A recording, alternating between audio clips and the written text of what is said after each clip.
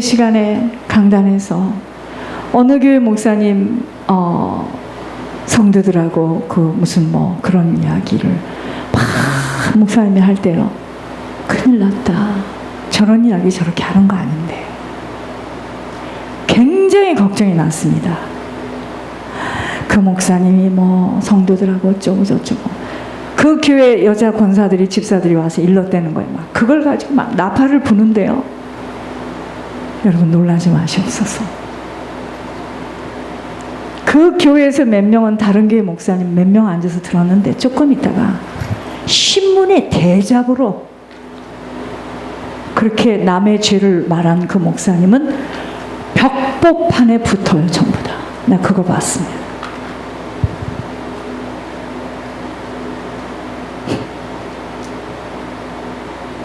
그리고 그런 걸 계속해서 남의 죄에 대해서 막 동참하고 막 그것에 막 같이 그렇게 되죠. 내 자녀가 당해요. 내 자녀가 어려움을 당해요. 사람들은 그러니까 진짜 죄가 있어도 진짜 어려워도 그 사람이 그럴 수밖에 없는, 나 그때 영적 대물림 같은 거 모를 때예요. 그런데 저게 무슨 일이 있을 것이다, 네, 그래요. 분명히 무슨 이유가 있을 것이다. 그걸 막 강단에서 얘기하는데 나 진짜 죽는 줄 알았어. 저 큰일 났다. 저런 이야기는 저렇게 하는 게 아닌데, 어머야, 6개월이 되기 전에요, 이제는 큰 신문에 났어요. 타주까지 나가지고, 타주에서 전화 와요. 보세요. 남의 것을 가지고 그렇게 남의 죄를 건드릴 때 하나님은 보신 거예요. 특히 주의 종 가지고 그러는 건 절대로 안 돼요. 다쳐요. 왜냐하면 하나님의 소관이기 때문에. 저희 가정에서도 봤어요. 저희 가문에서도 봤어요. 막 손들어가지고 장로님들 막 목사님 내보내는 거 있죠. 그의 인생은 아주 비참하게 끝났습니다. 나 봤어요. 설령 그것이 맞다 해도 손을 들어서, 왜 손을 들고 내쫓는 편에 섭니까? 불쌍히 여기는 편에 서야지, 그죠? 그의 인생은 풍지박살이 나는 걸 내가 봤어요. 종은 건드리는 게 아니에요. 잘못됐으면 그건 하나님 소관이에요. 지옥을 보내든 천국을 보내든. 그런데 여러분들 그거 아셔야 됩니다. 종은 성도하고 틀려요. 하나님이 특별히 붙잡고 있는 분들이라 끝까지 회개하도록 침상이라도 높여요. 못 깨달아서 그냥 그렇게 갈 뿐이에요. 그러니까 성도하고 종하고 붙었다. 어디라고 그걸 붙습니까? 그래서 저는 하나님께서 그 은혜를 저한테 주신 것 같아요. 내가 지금 지나고 보니까. 하여튼 뭐라고 이야기를 해도 입이 다 요로지지 않는 내가 답답했는데 그게 하나님이 하신 일이었어요. 조금 지나면 시간이 지나면 다 들춰내십니다. 하나님. 무서웠어요. 여러분, 행실이 온전한 자가 누구라고요? 여호와를 경외하는 자예요. 정직한 자입니다. 그러니까 여호와를 경외하지 않는 자는 다 정직도 아니야. 그건 다 가짜예요. 그렇게만 아시면 됩니다. 하나님은 행실이 온전한 자에게 방패가 되시나니, 누구요? 죄를 많이 지었어도 창녀라 할지라도 주님이 아니면 살 수 없다라고 하는 자를 하나님은 보호하세요. 방패가 되시나니 대저 그는 공평의 길을 보호하시며 그 성도들의 길을 보전하려 하심이니라 하십니다.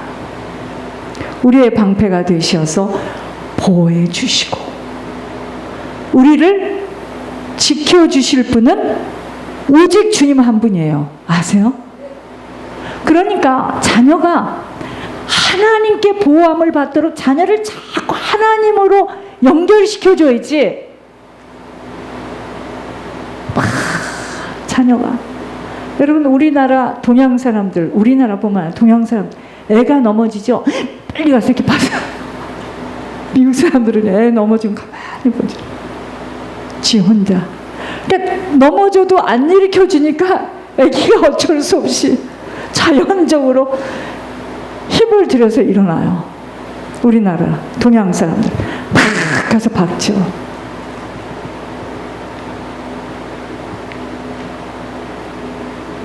굉장히 연약합니다. 그리고 그릇이 작아요. 굉장히 작습니다.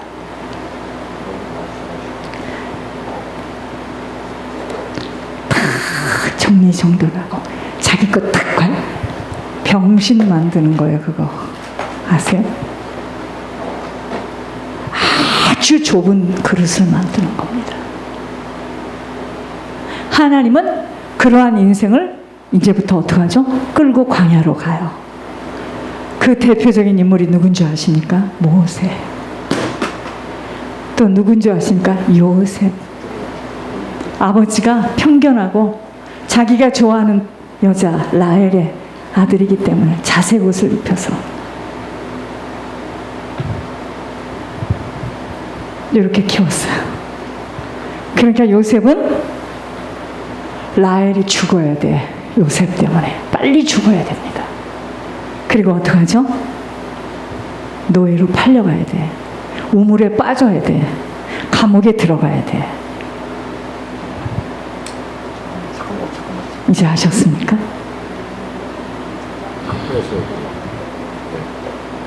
왜 권 목사님이 쓰임받는 줄 아셔야 돼요.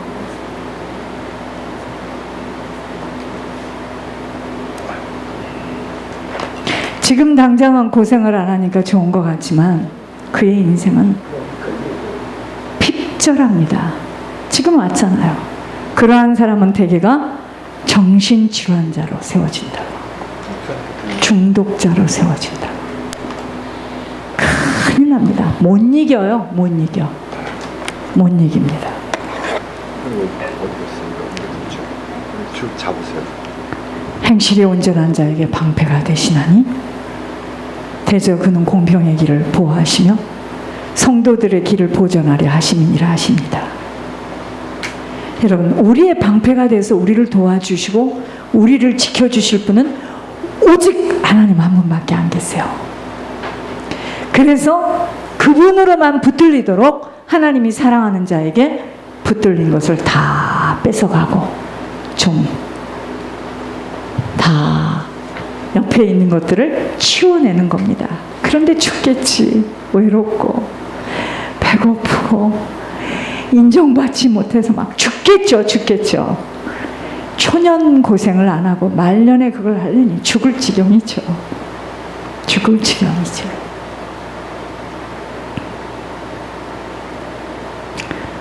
여러분, 주님은 말씀합니다. 내가 그들에게 영생을 주노니 영원히 멸망하지 아니할 것이요 또 그들을 내 손에서 빼앗을 자가 없느니라.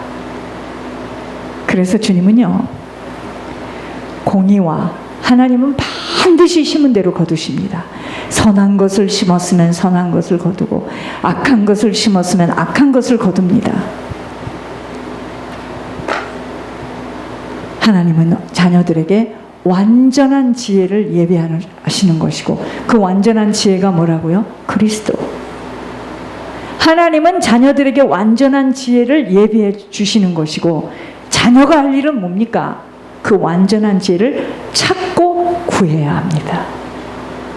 이것이 곧 하나님이 지혜를 예비해 주신다는 것입니다. 날마다 지혜를 얻어야 돼요. 날마다 우리들의 삶 속에서 그리스도를 얻어야 됩니다. 여러분들 사업 현장에서도 사실은 그 사업을 통해서 그리스도를 만나고 그리스도로 채워주기 위해서 사업을 주신 거예요. 그거 없이는 진짜 허무합니다. 명철을 얻어야 함과 주님의 입의 말을 잊지 말며 어기지 말아야 할 것은 지혜만이 우리를 보호하세요. 그래서 지혜이신 그리스도 한 분만이 나를 지켜주신다는 것을 안다면 그분만 사랑해야 됩니다. 근데 그분 아닌 것을 사랑하는 걸 우상이라고 합니다.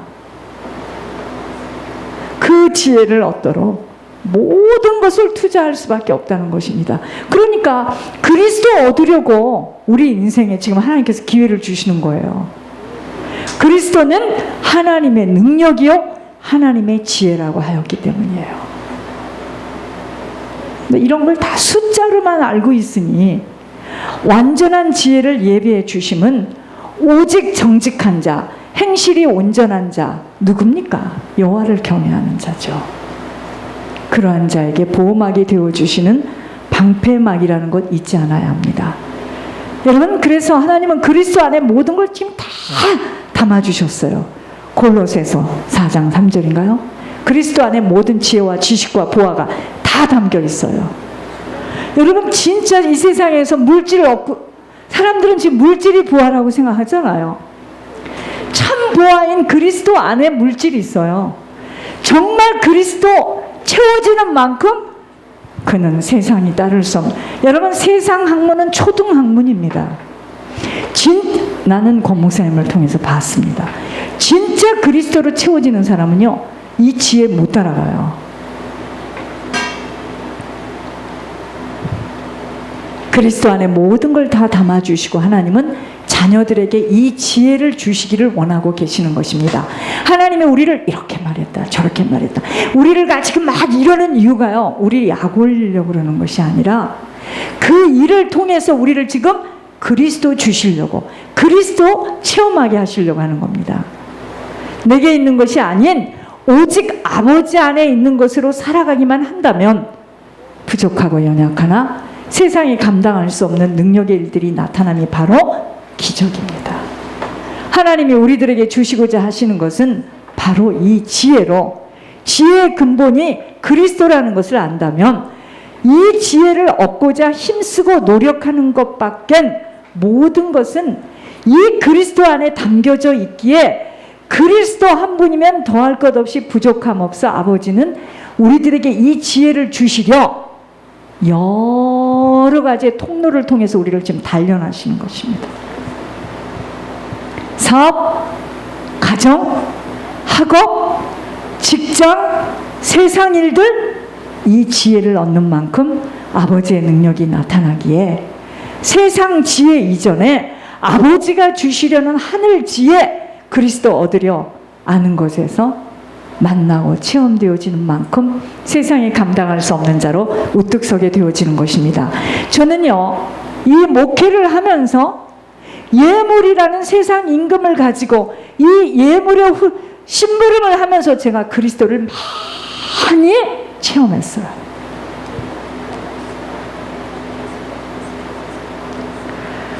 그리스도를 얻는 것은 입으로 얻는 것이 절대 아니에요. 육체가 부인되어지고 내어주는 고통이 수반된다는 것을 모르기에 좁고 협착한 길이 머리에 담은 지식으로 끝나게 되어지니 사람들은 그럽니다. 이 길은 좁고 협착해. 좁고 협착함이 뭔데? 그죠? 뭐가 좁고 협착하다는 거예요 도대체? 누구든지 다 배고플 때 밥을 먹기를 원하죠. 누가 그 밥을 만들어서 정성스럽게 갖고 옵니까? 그게 지금 그 사람이 좁고 협착한 길이에요. 이 세상에 누가 그 애써서 번 그 물질을 보이지도 않는, 아무것도 보이지 않는 어디다 지금 그걸 낸단 말이죠. 그게 좁고 협착한 길이잖아요. 우선 자기 자식한테 주고 싶지, 자기 노후에 준비하고 싶지. 어디다 어디에 한 번 두 번은 하지만 지겨워 못합니다.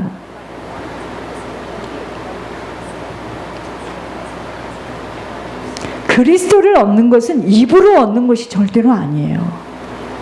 육체가 부인되어지고 내어주는 고통이 수반된다는 것을 모르기에 좁고 협착한 길이 머리에 담은 지식으로 끝나게 되어지니 그러한 자에게는 그리스도로 인한 하늘의 일들이 전혀 안 나타납니다. 여러분, 머리로 끝난 것은 안 나타나요. 이 자리에 10년 아니라 20년을 있어도 안 나타납니다. 확실히 그거 내가 보장해 드릴게요. 내 육체가 부인되어지고 내 모든 것을 내어주는 고통이 수반되어지지 않는 만큼은 그런 일 안 나타나요. 절대로 안. 그게 바로 뿌린 것이 없고 심은 것이 없는데 어떻게 거둡니까?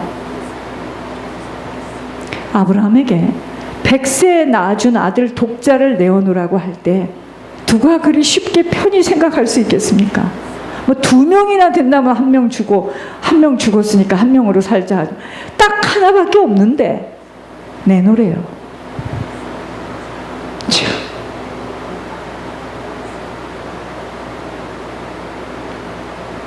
왜 내놓으래요? 수양의 비밀을 준비하시고 자신을 온전히 내어놓는 시험지를 내보이셨어요. 그게 독자 이생 내놓으라는 거예요. 누구와도 같이 풀 수 없는 너무도 가혹한 과제 앞에, 숙제 앞에 아브라함, 육신으로 묶인, 몸으로 묶인 부인 사라에게도 묻지 못했습니다. 왜냐하면 묶여있기 때문에. 사라가 얼마나 그 아들하고도 묶여있겠습니까? 어디라고 그걸 제물로 내놔. 그죠? 홀로 하나님 앞에 서게 되어 어떤 결단을 하던가. 그러니까 드리는 문제에 대해서는 물어볼 거 없습니다. 물어보면 다 거기서부터 빠장이 나게 돼 있어요. 나에게 감동이 온 것은 내가 결단해서 해야지. 그래도 어떻게 우리 남편인데 부인인데 뭐 물어보세요. 빠장이 나죠. 처음 줬던 마음은 하나님이 주신 마음이야. 나중에 가서 생각해보고 헤아리는 것은 다 이렇게 사단 통로로. 아브라함 보세요. 사라하고 그거 상의하지 않았습니다. 홀로 하나님 앞에 서게 되어 어떤 결단을 하던가요? 자신에게는요, 육신의 모든 것이 되는 독자 이삭을 제물로 바치게 되는 믿음의 결단의 행함이 그냥 단순하게 이루어질 수 없어요. 저희들도요, 여러분 몇 가지 사건에 내가 이렇게 크게 드렸고, 내가 지금까지 이렇게 했고, 여러분들 천만에요. 그런 생각하시면 큰일 납니다. 절대로 아닙니다. 하나님은 하는 자에게 더 많은 것을 요구합니다. 그렇게 생각하는 것까지도 주님은 다 헤아리고 계세요. 제가 왜 그렇게 하나님 앞에 바짝 엎드리고 저를 밟고 가라고 하라는 이유가 무슨 이야기인지 모르죠, 여러분들. 믿음의 모델이 되어지기까지는 남들과 같은 경로를 절대로 걸을 수 없다는 것을 안다면, 그리도 힘들고 어려운 관문을 뚫고 나가기가 쉽지 않다는 것을 깊이 인식해야 합니다. 여러분, 주님 가신 길은요, 십자가의 도를 실천하신 걸음이었어요. 우리들이 주님을 따라가는 길이 누가 쉬운 길이라고 하던가요? 쉽다라고 생각하는 자체부터가 이미 우리는 사단에게 붙잡힌 겁니다.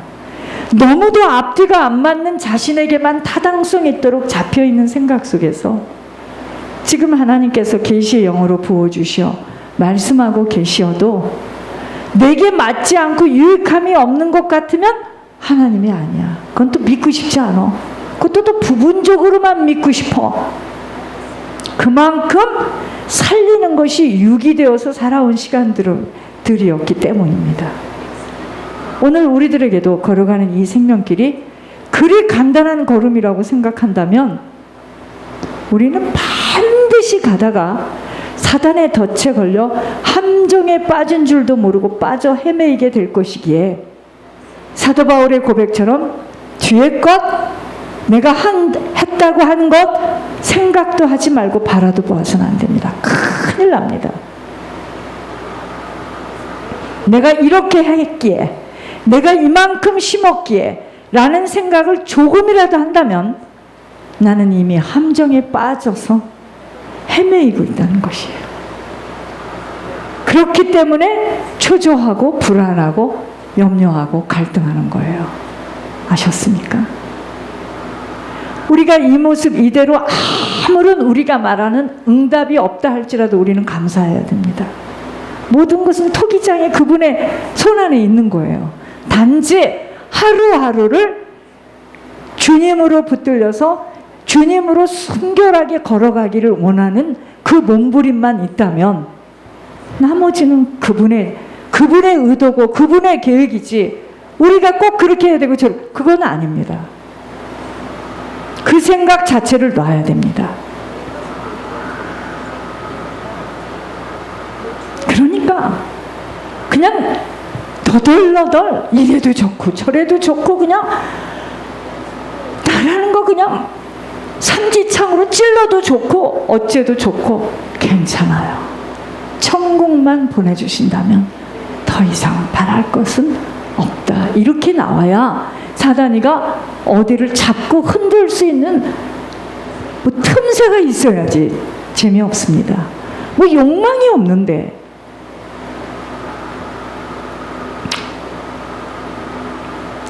모든 것은 아버지가 하셨고 모든 것은 아버지의 것이에요. 아버지의 인도함 속에 아버지가 하신 일들이라는 것으로만 고백되어지지 못하면 내가 한 것으로 인하여 사단에게 끊임없이 끌려다닐 수밖에 없게 되어집니다. 그러니까 저 진짜 아까 어떤 교인에게 제가 고백했지만 저 진심으로 하나님 이 시간에 제 마음 보고 계십니다. 저는 저와 같이 신앙생활 하시는 분들이 남은 시간 형통하게 행복하게 부유하게 살기를 원합니다. 왠지 아세요? 섬기다가 살기를 원하기 때문이에요. 거기에 무슨 나이가 상관이 있으며 거기에 무슨 능력이 필요합니까? 그렇죠? 아버지가 하시는 일에 합격만 되어진다면 그렇잖아요.